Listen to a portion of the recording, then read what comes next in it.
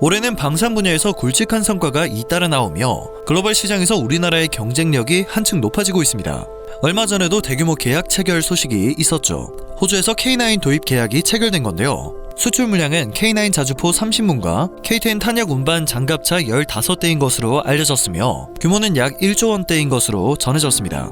명품 자주포라고 불리는 K9 자주포는 현재 한국 등 7개국이 1,700여 문을 운용하고 있습니다. 이번 계약 체결에 따라 호주는 K9을 운용하게 된 세계 8번째 국가가 될 것으로 보입니다. 가장 최근에는 우리 군 주력 기관총이 국산 신형 기관총으로 바뀌게 된다는 놀라운 소식이 전해졌습니다. 무려 40년 만입니다. 부산의 한 방산기업이 독자 개발에 성공해 납품을 시작했는데 노후화된 외국산 기관총을 대체할 수 있어 앞으로 군작전 능력이 크게 향상될 것으로 기대되고 있습니다. 헬기는 물론 전차와 장갑차, 해군 함정에도 모두 탑재가 가능하기 때문인데요. 국산 기관총 K16은 본격 개발에 나선 지 7년 만에 첫 납품이 시작됐고 이번 달부터 순차적으로 군내에 실전 배치될 예정입니다. 이로써 우리 군의 주력 기관총은 M60 도입 40년 만에 국산 기관총으로 바뀌게 됐습니다. K16 기관총은 기존의 M60보다 분당 발사 속도가 30에서 40% 정도 빨라지면서 기관총에 열 영상 조준경을 부착해 야간이나 악천후 상황에서도 조준 사격이 가능해지는 등 성능 또한 크게 개선되었습니다. 노후 기관총 교체라는 전력 증강에 큰 의미가 있는 건데요. 열상 조준경 전력화라는 상징적 의미도 매우 큰 사업이라고 할 수 있습니다. K16 개발 업체는 군 전력화와 함께 국산 기관총의 해외 수출도 추진을 할 계획이라 벌써부터 기대감이 높아지고 있습니다.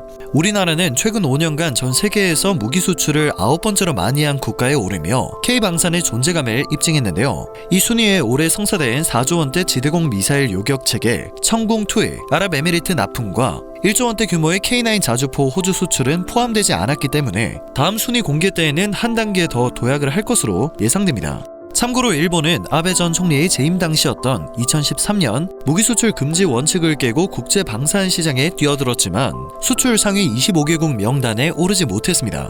가와사키와 미쓰비시 등 일본 방산업체의 기술력이 나쁜 것은 아니지만 가격이 너무 높아 수출 실적은 낮은 것이죠. 반면 전 세계의 관심을 받고 있는 한국산 무기는 뛰어난 가성비와 방산업체의 AS 정신이 수출 실적에 큰 역할을 하고 있습니다. 아무리 성능이 우수해도 가격이 비싸면 경쟁력이 떨어질 수밖에 없죠. 그렇다고 싼 맛에 중국제 무기를 샀다가는 장고장에 개고생을 해야 합니다. 각국이 가성비와 AS를 동시에 따져 한국산 무기를 선택하는 이유입니다. 이렇게 확실한 존재감으로 방위산업에서 글로벌 상위권을 기록하고 있는 우리나라의 국방력 또한 만만치가 않습니다. 미국에서 분석하는 2021 글로벌 파이어파워 세계 군사력 지수에 따르면 한국은 유럽 주요국을 제치고 글로벌 6위의 국방력을 지니고 있는데요. 한국은 여기에 절대 만족을 할 수가 없습니다.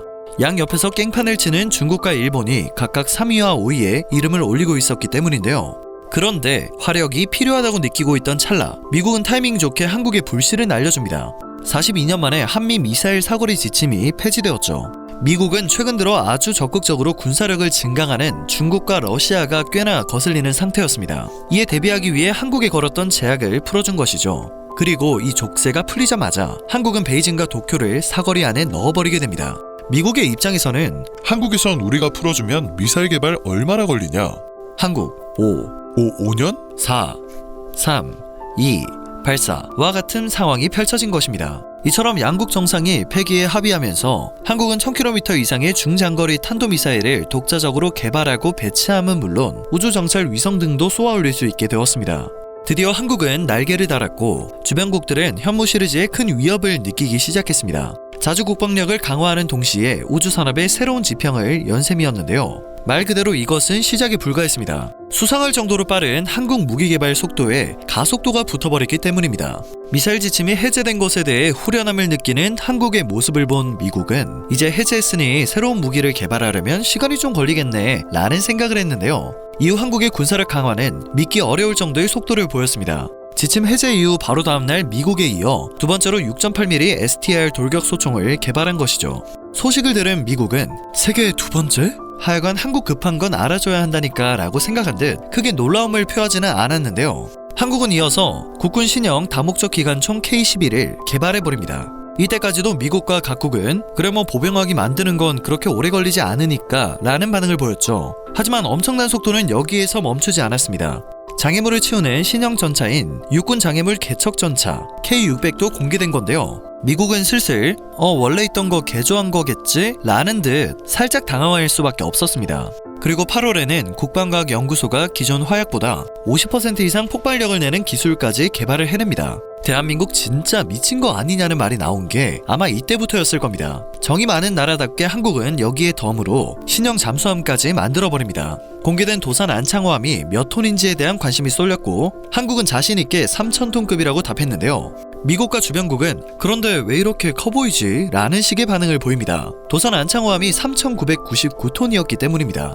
3,999톤도 앞자리가 3이니 아무튼 3,000톤급이 맞죠. 이 모든 걸 39,990원에 드립니다 라는 멘트와 함께 지금 구매하시면 3만원대라는 말을 강조하는 우리나라 특유의 홈쇼핑 바이브가 떠오르지 않을 수 없었습니다. 이후 한국은 보람의 전투기도 만들어 공개를 합니다. 미국은 자국의 전투기를 사라고 했는데 뚝딱 만들어버리는 한국의 모습에 살짝 당황했지만 아무런 말도 할 수가 없었습니다. 일단 중국과 북한만 잘 견제하면 전혀 문제가 없기 때문이었죠. 그럴 수밖에 없는 게 한국의 KF-21은 초연결 네트워크를 활용한 통합 공중 방어체계, 유무인 복합 전투체계를 구축하고 있었고 무인항공 전력도 정찰과 통신 중계와 공격 등 다양한 임무를 수행할 수 있도록 고도화되어 있었습니다. 미국은 KF-21은 알겠는데 뒤에 있는 저건 대체 정체가 뭐냐? 라는 반응을 보였고 한국은 KF-21이 통제하는 무인 전투기라는 답변에 미국이 아무런 말을 할 수 없는 상황이 펼쳐진 것이죠. 참고로 KF-21 보람에는 지난 9월부터 전기체 정적 구조 시험에 착수했고 공군 장기 운영 전투기를 대체하는 차세대 전투기로 양산 후 공군에 납품될 예정입니다. 체계 개발 비용으로는 총 8조 8천억 원이 투입되는데요. 이는 역대 최대 규모 무기체계 연구개발 사업입니다. 오는 2026년 6월까지 지상 비행시험을 거쳐 KF-21 개발이 완료되면 한국은 자랑스럽게도 세계 8번째 초음속 전투기 독자 개발 국가가 됩니다. 전투기 공개 후 얼마 지나지 않아 한국은 또 전 세계를 놀라게 했습니다. 한 달 만에 세계 8번째로 SLBM 발사에 성공을 해낸 것입니다. 너네 진짜로 이거 한 달 만에 만든 거 맞지? 라는 반응이 나올 수밖에 없었고 수상할 정도로 빠른 속도 때문에 이미 암암리에 개발을 해두고 카드를 하나씩 공개한다는 말까지 나오기 시작합니다. 그러나 한국은 이후에도 한국형 항공모함과 스텔스 무인기 등을 공개하며 아무튼 이번에 만든 거 맞아 라는 입장을 고수하고 있습니다. 이처럼 한국은 수상할 정도로 빠르게 국방력을 증강시키고 있고 올해 한국 방산업계는 여러모로 자주국방에 새로운 이정표를 세우고 있습니다.